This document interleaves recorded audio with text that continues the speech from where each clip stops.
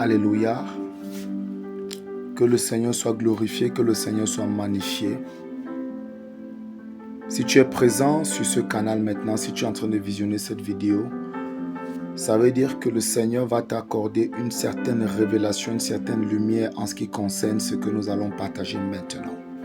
Alors reste jusqu'à la fin et je sais que tu seras illuminé, tu seras béni et tu recevras des secrets. Je vois le Seigneur faire lui sa face sur toi. Je prie déjà maintenant que le Seigneur nous accorde un esprit de grâce et de supplication et surtout encore plus un esprit de compréhension, un esprit de sagesse et d'intelligence au nom de Jésus-Christ. Qu'il en soit ainsi. Amen. La Bible dit dans le livre de Matthieu chapitre 7, « Demandez et l'on vous donnera, cherchez et vous trouverez, frappez et l'on vous ouvrira. Car quiconque demande reçoit, celui qui cherche trouve et l'on ouvrira à celui qui frappe. » Jésus dit au verset 9, on va jusqu'au verset 11, il dit, « Quel homme parmi vous donnera-t-il une pierre à son fils s'il lui demande du pain? » Il dit ceci, « Ou s'il demande un poisson, lui donnera-t-il un serpent? Si donc vous qui êtes mauvais, méchants, vous savez donner de bonnes choses à vos enfants, à combien plus forte raison votre Père qui est dans les cieux ne vous donnera-t-il pas de bonnes choses si vous les lui demandez? » Une autre version dit, « Votre Père qui est dans les cieux en donnera-t-il de bonnes à ceux qui les lui demandent? » Alléluia. Nous l'avons compris. Nous allons parler maintenant de l'exaucement aux prières. Alléluia.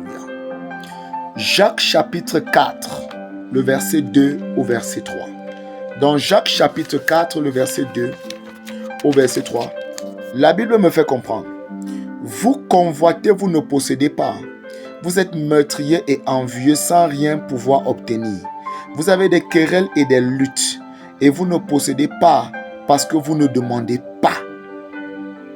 Donc il y a des choses que nous allons posséder, pas parce que nous allons les acheter, mais nous allons les posséder parce que nous allons demander.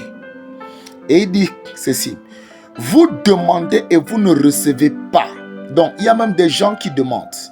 Il y a des gens qui demandent. Il dit vous demandez et vous ne recevez pas parce que vous demandez mal afin de tout dépenser pour vos passions. Tout dépenser pour vos passions. Cette chose est assez sensible. Dois-je donc demander ce qui va dans la passion de Dieu? Et qu'est-ce qui va dans la passion de Dieu? Ou quand je demande là, dans le but de dépenser pour mes passions, il s'agit de quoi? Les passions dont il s'agit ici, ce sont des passions correspondantes aux habitudes, à notre style de vie, à notre routine régulière. Dieu ne peut pas te donner certaines choses parce que ta routine d'habitude n'a jamais pu conserver quelque chose de bon. Il dit, demandez et on vous donnera. J'avance. Dans Jean chapitre 16, la Bible me dit au verset 24, Jésus dit ceci, « Jusqu'à présent, vous n'avez rien demandé à mon nom. Demandez et vous recevrez afin que votre joie soit complète. » Mais quand il dit la joie complète, il s'agit de quoi? Dans 2 Pierre 1, le verset 3. « Comme sa divine puissance nous a donné tout ce qui contribue à la vie et à la piété. » Mokakapalagada. Comme sa divine puissance nous a donné tout ce qui contribue à la vie et à la piété. Lorsque nous recevons tout ce qui contribue à la vie et à la piété, nous allons nous rendre compte que notre joie sera complète, notre joie sera parfaite. Tout ce qui contribue à la vie, c'est tout ce pourquoi les hommes meurent. C'est tout ce pourquoi les hommes partent faire des sacrifices. C'est tout ce pourquoi les hommes partent entrer en alliance.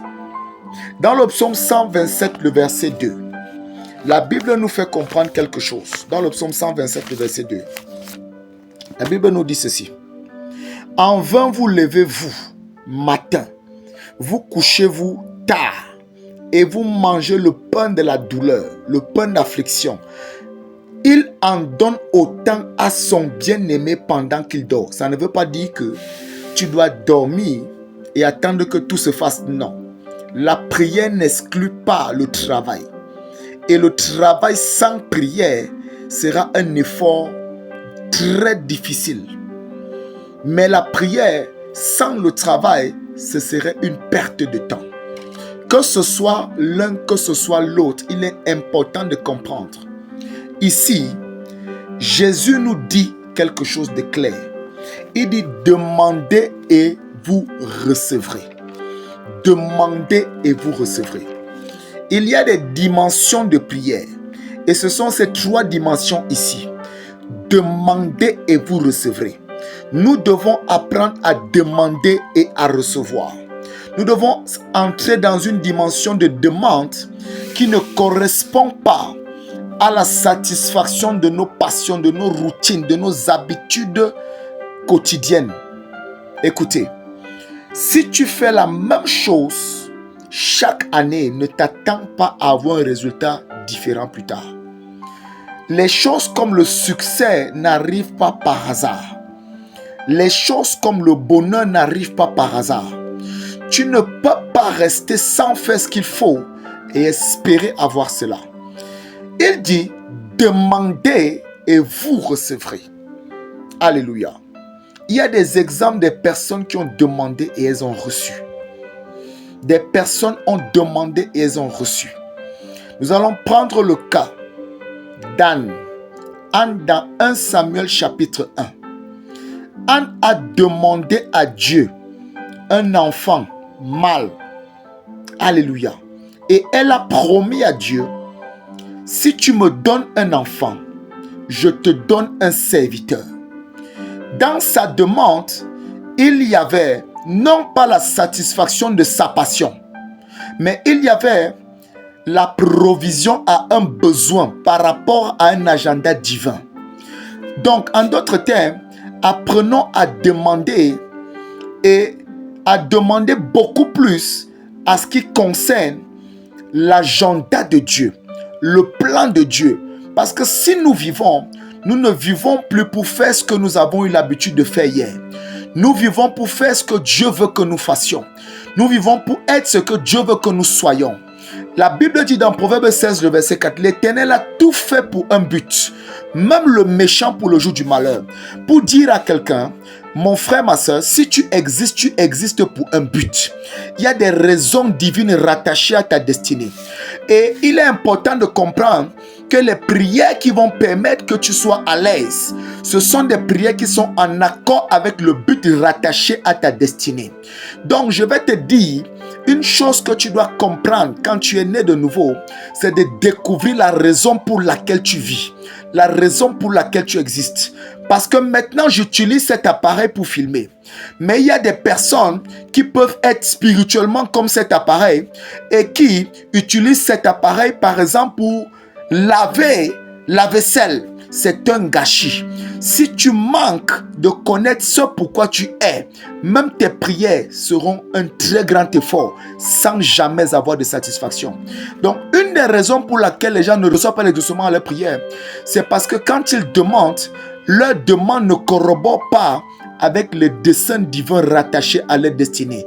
Ou encore ne corrobore pas avec la lumière que Dieu a investie en eux qui doit briller par eux pour le monde. Parce que la Bible dit, vous êtes la lumière du monde. J'avance. La deuxième dimension de la prière, c'est la prière où il dit, cherchez et vous trouverez. Makata labradakata. La prière nous permet de trouver des réponses. Je répète, la prière nous permet de trouver des réponses. Quand tu es né de nouveau, les choses anciennes sont passées, toutes choses sont devenues nouvelles. Oui, c'est vrai, c'est la parole. Mais la Bible nous fait comprendre quelque chose de particulier.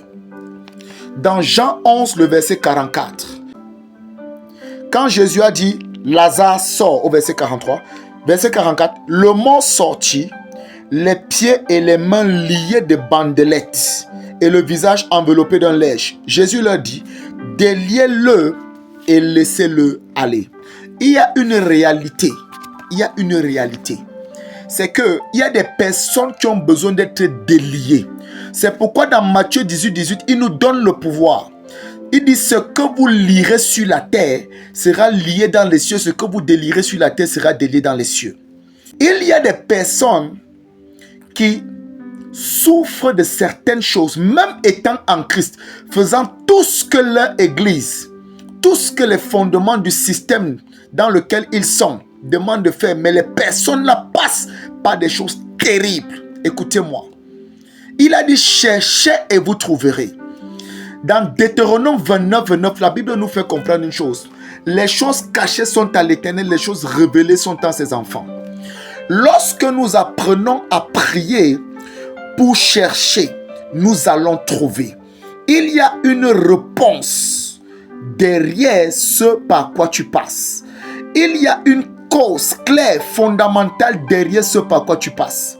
Dieu ne peut pas avoir donné Jésus-Christ pour que tu l'acceptes et tu sois sauvé. Le cahier qui retenait des ordonnances sataniques contre toi, ce cahier a été effacé et il a été cloué. Mais pourquoi tu continues de vivre certaines choses? C'est parce que il y a des secrets derrière ta vie. Il y a une histoire derrière ta vie.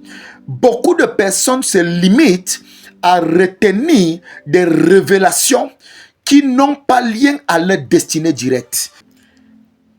Quel est le secret derrière ma vie?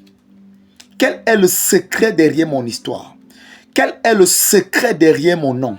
Quel est le secret derrière ma destinée? Il y a des choses, si tu ne les découvres pas, ta vie sera un calvaire sur la terre des hommes.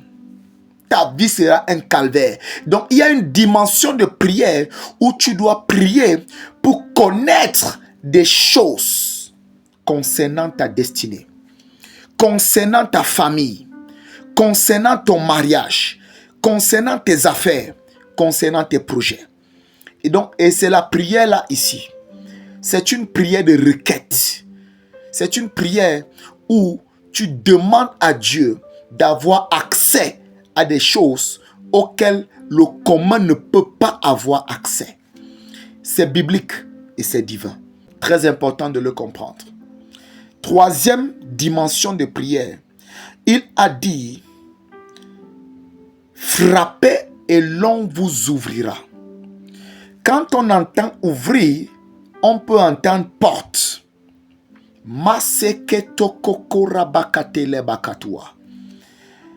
Ce n'est pas parce que tu es enfant de Dieu que les portes automatiquement s'ouvriront pour toi. Non.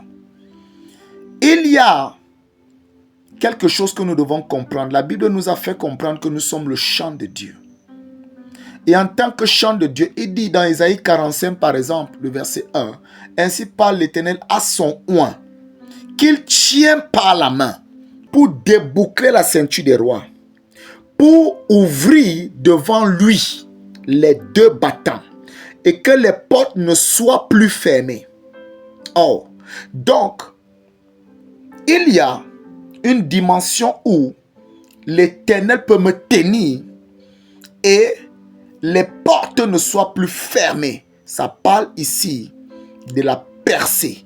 Ça parle ici de la percée. Ça parle ici du progrès. Ça parle ici de l'avancement. Donc, il y a des prières à faire pour la percée, le progrès, l'avancement. Et chacune de ces choses a une clé. Apocalypse chapitre 3, le verset, à partir du verset 7. Il dit, voici ce que dit le Saint, le véritable. Celui qui a la clé de David. Celui qui ouvre et personne ne fermera. Celui qui ferme et personne n'ouvrira. Alléluia. Il dit, je connais tes œuvres. Voici, j'ai mis devant toi une porte ouverte que nul ne peut fermer. Parce que tu as peu de puissance et que tu as gardé ma parole. Et parce que tu n'as pas renié mon nom. Alléluia. Quand nous comprenons ceci, nous pouvons voir clairement tout ce à quoi nous voulons arriver. Il y a une porte devant. Avant d'avoir accès à quelque chose, il y a une porte qui se tient devant nous.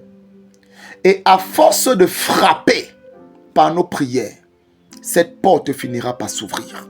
Nous avons l'exemple de la femme dans Luc chapitre 18 qui a prié. Elle réclamait justice. Luc chapitre 18, le verset 1 au verset 8. Elle réclamait justice. Et il y avait cette femme veuve là, et il y avait un juge inique qui ne craignait pas Dieu, qui n'avait d'égard pour personne. Alléluia.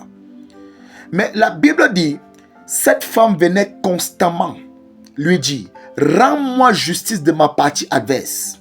Rends-moi justice de ma partie adverse.